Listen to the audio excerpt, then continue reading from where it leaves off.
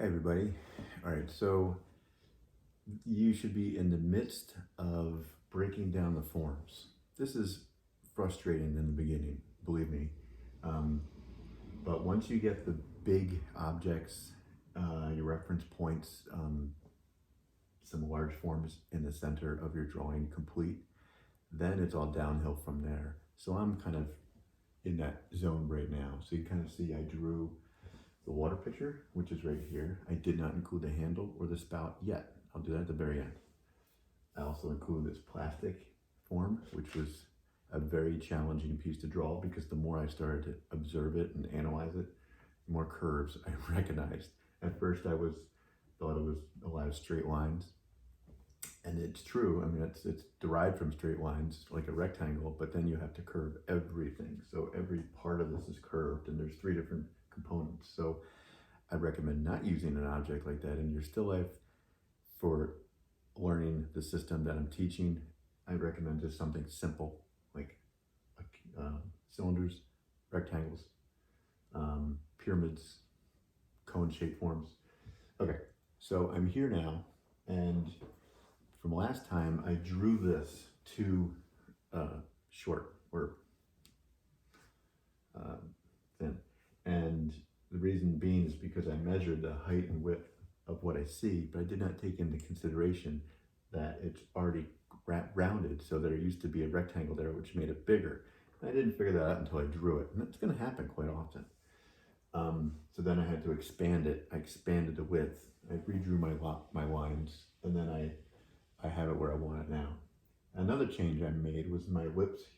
My second ellipse here was too high, so I lowered it probably like 1/4 of an inch, and I just redrew that ellipse. That way I don't have to go back. I know that that's right. I've worked on this for a while. I know that that's right. Now I can start to work on this guy. And notice I'm going top down because that's my point of reference. I wanted to hit that first. But it's also an object that's floating above something. It's sometimes difficult to draw objects below, or I'm sorry, on top of something, but it can be 50-50. So I chose to start from top bottom. So what I've done here is, as you can see, the whole still life. Actually, I'm not going to touch my camera. I don't want to ruin the video, but you can see my still life there. And right now I'm just focusing on this box. And in that one exercise you did with the point of reference, instead of drawing the whole rectangle of the box, which you already should have on there, that's done, you're going to start to use those tricks of using information that's already there to figure things out. So what I'm trying to find out is where this vertical line is, which is right here. And so I'm going to hold my pencil straight up. And it's called a vertical alignment. What aligns with my vertical pencil?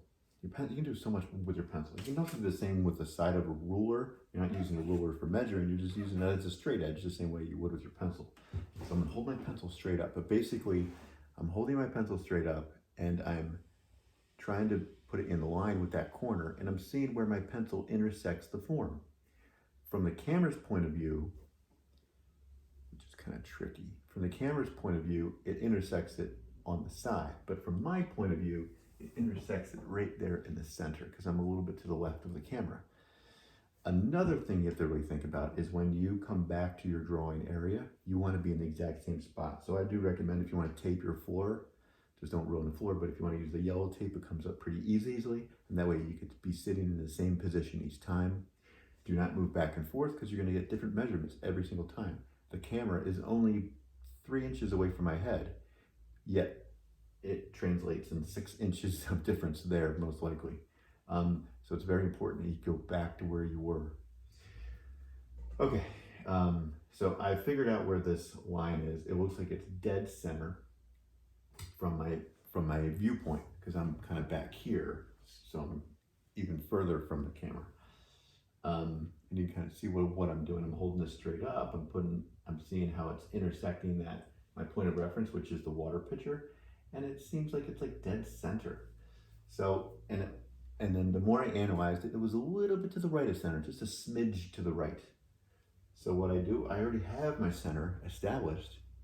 I already have all this information. You have so much stuff here that you can utilize. So I have this here, and then I just went a little bit over to the right, and I drew a vertical line. Now I need to find out where this corner is, because this is how we drew the boxes. Where is this corner?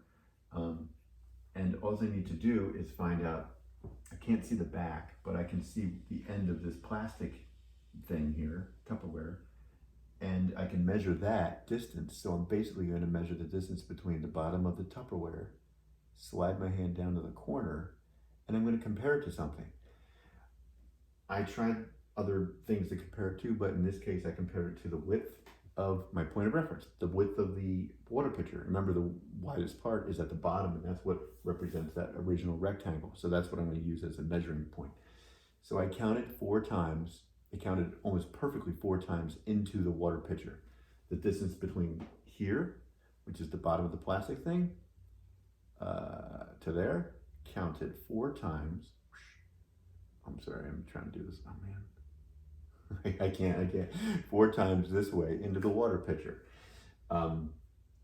which is great because that's an easy measurement. We already have it divided in half. All you have to do is divide that half into a quarter. So if this is the halfway point, because this is the center right here and this is the other side, that's the halfway point there. All you have to do is take that measurement, which is a quarter, bring it down here, put your finger there, and then mark it. And you can see I already put an X there because I already measured this out. Instead of using your fingers like that, it's actually not the best way of doing it. I would recommend using a piece of paper and marking it here. And we have a corner, and then you just bring it down here, and then you mark it there. Just effective, especially if you're starting this out. So eventually, maybe you can use your fingers if you kind of know how precise you need to be, and you're going to not move that thumb, and you have to know exactly where you're going. All right, so I found this. I know my width already because I already measured it. I don't have to mess around with that. There might be some adjustments I make in the process, like, oh man, I really messed up my measurement. I have to measure that. That's fine, it happens, it's drawing. You're gonna go back and forth. It's part of the process. It takes a while.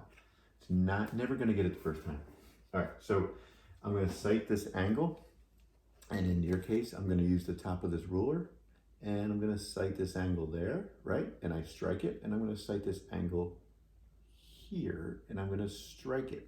And when I sight angles, think of the hands of a clock. You know, every clock is digital now, but old school clocks where they had hands. 11 o'clock, 10 o'clock, 9 o'clock. So 9 is a perfect horizontal line, 9 and 3.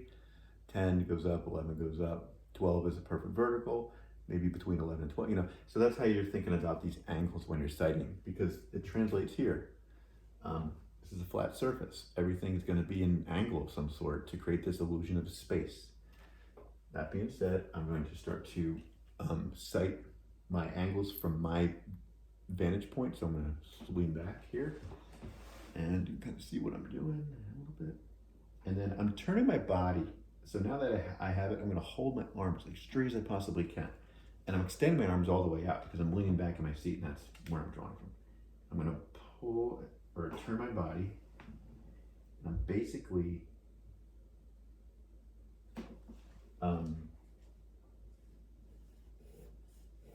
putting it right here, and I just copied that line that I transferred. I'm transferring the line on this side. However, another thing is that, do you see where this line goes in the underneath the plastic form? You can also mark that and just say, yeah, it looks like it's about right here. So you can just kind of connect those 2 points, and then you use this little trick and then double check it to see if it's right. That looks pretty right to me. I'm happy with that. Now I'm going to do the other side.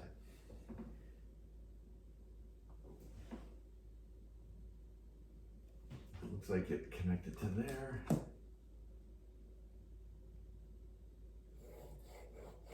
Now, the reason I said it looks like it connected to there, when I brought it back here and I had my angle like this, I was looking at this side and I was looking at a line that I already had drawn here, and I was just, through memory, looking where it intersected a line, took this down, marked it, And then all I do is connect that point to that line, and I got that diagonal that I wanted.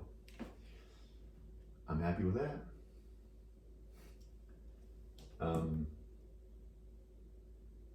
Actually, I'm going to extend this out further, because I believe this is the box over here. Okay, good. Okay. Now I'm going to put the other information in. So basically I have my Y, and what I mean by Y is I have my letter Y, right? And then after that, you put the rest of the information in. And you have yourself a cube or a rectangle. So now I'm going to put the rest of the information in. But the nice thing about this Y, and this is what I tell a lot of my students when I teach in the classroom, that's what I cite first, are these two lines, super important.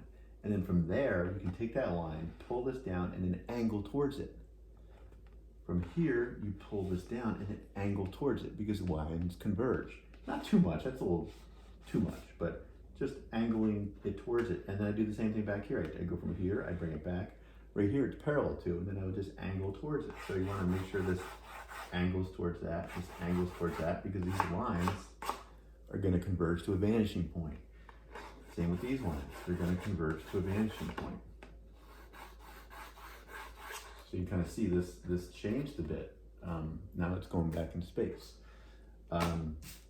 in perspective. So that's where intuitive, that's what I mean by intuitive perspective. You know that parallel lines in reality, which is this, converge to a vanishing point in space. Very important.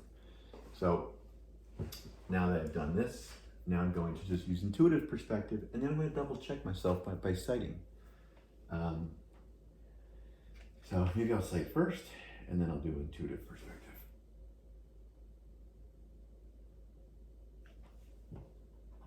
Because there's room for human error in everything that you do. You could have mismeasured something when you mark something with your eye, you maybe missed it when you go back in, or you lost your focus point and then you just mismarked it.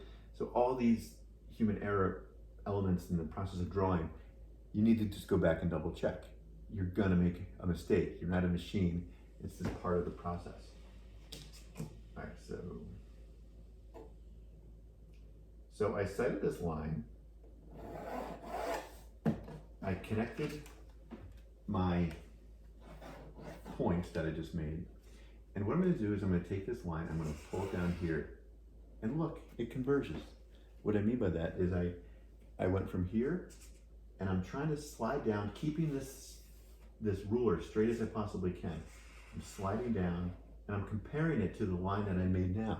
And the line actually goes up more, which means it's converging, and they would converge to a vanishing point. And it works well with my sight line. So I like 2 pluses there. It's converging, and my sighting matches. So I'm gonna stick with it. That's what the still life says. That's what I do. All the information's there. The truth is there. Don't draw what you think you see. Draw what you see. Okay. It's kind of here. So this is probably gonna be something like that, but I'm just gonna double check. Now, this is really important too. I'm gonna just remind you, I probably mentioned this before, but when you measure, you wanna be not measure, when you sighting angles, kind of driving a car, keep your chest parallel to your, as you're looking, but keep this parallel to your chest. Do not go in space. You can't angle in space. There is no space here. It's flat. So you have to imagine that this is kind of like flat against it, and you're leaning this against this imaginary flat pane of glass. So I'm just pressing this against this imaginary pane, and I'm getting my angle, and I'm going to transfer that angle over to this side, like a robot. Okay. Lean back in my position as I'm drawing. Bring it over. Perfect. There's a little spot right here. I saw it intersect the line, so I'm going to connect those 2 points.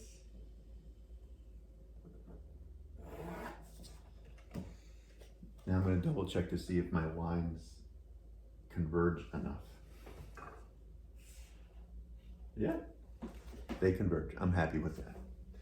All right, so I basically have those two planes, the angles that I want. I can't see the back, not too concerned with it. I can see this line right here, and it seems to be underneath of the plastic thing just a little bit. But I already have that established because I already have the edge of the box, which is the width part, completed. So I don't have to do a darn thing. It's already there. I'm just going to outline it so you can see it. It's already there. It already exists.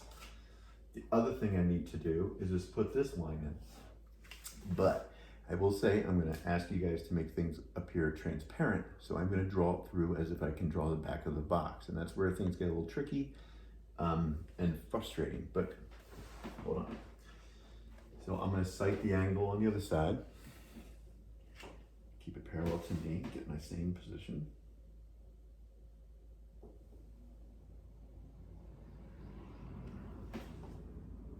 Looks like it hit that plastic piece about right there.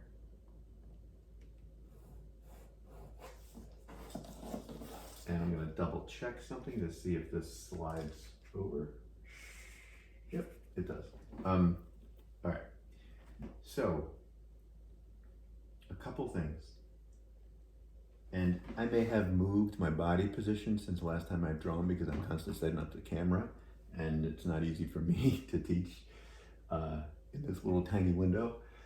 But I'm looking at this and I'm looking at that, and this face here looks pretty wide compared to that. So I'm gonna have to go back and make some adjustments. I have a feeling that this might be a little shorter, which means that I'm gonna have to check it first. And what I'm doing is I'm measuring the distance between here and here on my drawing. You can see that, which is basically here and here. And I'm going to compare it to my point of reference, which is the water pitcher. So, because it will allow me to make this shorter, which will help me out tremendously, I think. 1, 2, 3, almost a quarter. Let's see what a quarter does. Yeah. Almost a quarter, so it should be a little less.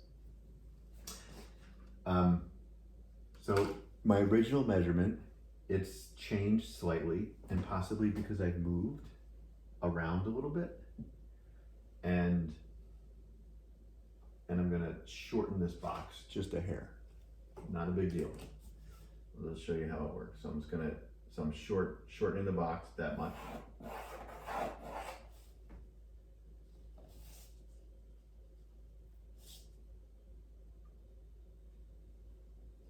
And in some cases it takes a little longer than this. In some cases it's faster. So I feel that's a little bit of a better representation of the box. And I might go back and fix it again, I'm not sure. So what I'm gonna do is I'm gonna erase the old.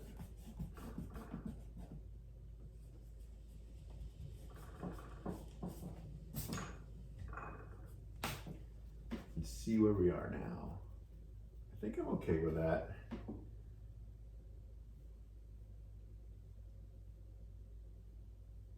And notice I'm looking back and forth. Well, you couldn't see my head, but I was something I called spotting. I'm looking here, I'm looking there, I'm looking here, I'm looking there, I'm looking here, I'm looking there. I go back and forth until I try to see if it's even.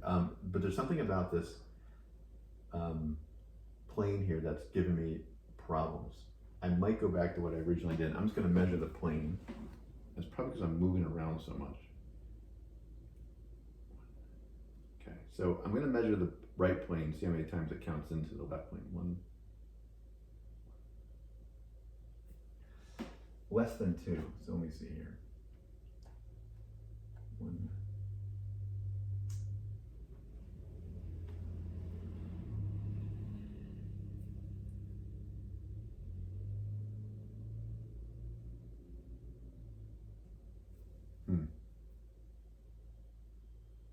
Less than 2. So bear with me. This is what you should be doing anyway. Now I count 2. 1, 1, 2. I'm just gonna see if it counts twice. Go in there. It does count twice, but as I've been doing this, I just realized that my corner here should move over to the left just a bit, and I might even bring this back over to the left. Something just looks a little funky, and I'm gonna try to fix it and work it. Once I get this fixed and worked, I'm gonna draw it as if it's transparent behind, and I'm gonna connect it to the other forms there. Maybe I'll leave this and I'll move this side over, I'm not sure yet. After I finish this here, then I can go to something, I can draw anything really. I can go here, I can go there, save the small stuff for the end, and then I'll probably do one more video where I give you an explanation, maybe how to draw these straws, possibly how to draw a Kleenex if you do have a Kleenex, or you can't see it, but there's a Kleenex box there, and whatever other objects there are that may be challenging. But I also might do a speed frame where you can kind of see the progress quickly,